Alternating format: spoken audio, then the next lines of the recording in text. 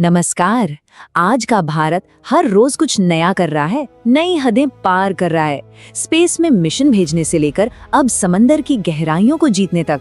आज हम बात करेंगे शहरी ट्रांसपोर्ट में आई एक ऐसी ही क्रांति की, एक ऐसा आइडिया जो कल तक साइंस फिक्शन लगता था और आज हकीकत है।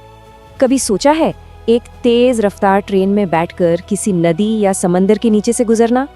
सुनने में ही किसी हॉलीवुड की साइंस फिक्शन मूवी जैसा लगता है ना? ये अब कोई सपना नहीं है, ये हकीकत बन चुका है। यहीं भारत में देश में अंडर वाटर मेट्रो का सफर शुरू हो चुका है और यकीन मानिए ये हमारे भविष्य को बदलने वाला है।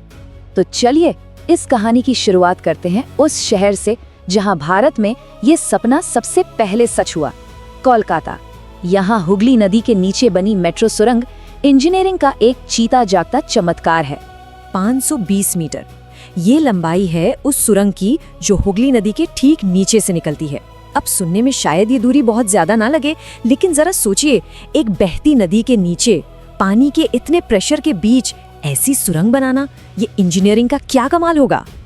और पता है इस 520 मीटर की दूरी को तय करने में मेट्रो को कितना वक्त लगता है? सिर्फ 45 सेकेंड। जी हाँ, सिर्फ 45 सेकेंड। सोचिए, जो सफर पहले ट्रैफिक में फंसकर मिनटों या घंटों का हो सकता था, अब वो पलक झपकते ही पूरा हो जाता है। ये सुरंग जमीन से 33 मीटर नीचे है, मतलब अंदाजा लगाइए करीब करीब एक 10 मंजिला बिल्डिंग जितनी गहराई में। इतनी गहराई से पानी के दबाव और बाकी खतरों से पूरी तरह महफूज रखती है। और पता है, कोलकाता की इस जबरदस्त कामयाबी के साथ ही भारत दुनिया के उन गिने चुने देशों के क्लब में शामिल हो गया है जिनके पास ये अंडर वाटर मेट्रो टेक्नोलॉजी है। ये सिर्फ एक लोकल प्रोजेक्ट नहीं है, बल्कि दुनिया के मंच पर भारत की बढ़ती ताकत का सबूत है।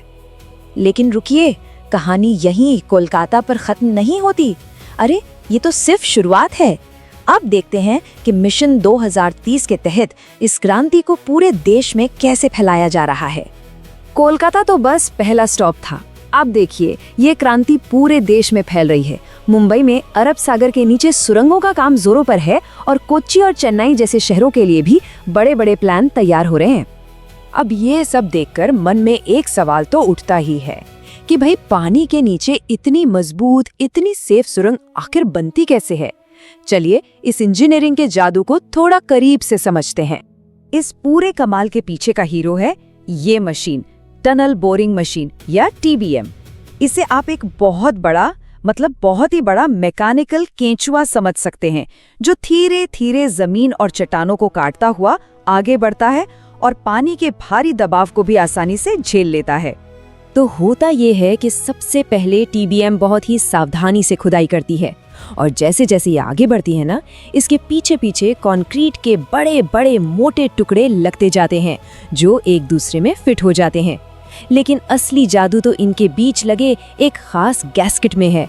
ये पानी के टच में आते ही फूल जाता है और सुरंग को एकदम 100% लीक प्रूफ बना देता है। और बस आखिर में पटरियां बिछाई जाती हैं, लाइट्स लगती हैं, सेफ्टी सिस्टम्स लगते हैं और सुरंग तैयार। और हाँ, सेफ्टी वो तो सबसे जरूरी है।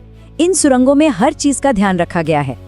इमरजेंसी में बाहर निकलने के लिए अलग रास्ते हैं, हवा के लिए एडवांस्ड सिस्टम है और 24 घंटे हर चीज पर नजर रखी जाती है ताकि हर सफर बिल्कुल सेफ हो। ये सिर्फ एक ट्रांसपोर्ट का नया तरीका नहीं है, ये अपने साथ बदलाव की एक पूरी लहर लेकर आ रहा है। आइए देखते हैं कि इसका हमारे शहरों और हमारी जिंदगी पर क्या असर पड़ रहा है।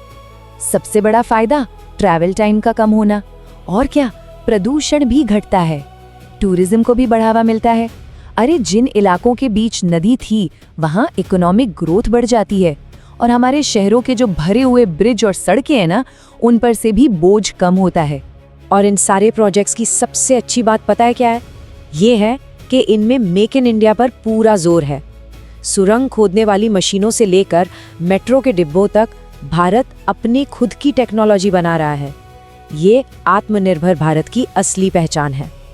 तो अगली बार जब किसी नदी या समंदर को देखें ना, तो एक बार जरूर सोचिएगा, हो सकता है उसके ठीक नीचे से हमारे देश का भविष्य गुजर रहा हो। ये जलमग्न क्रांति भारत को एक नई ऊंचाई पर ले जाने का वादा करती है।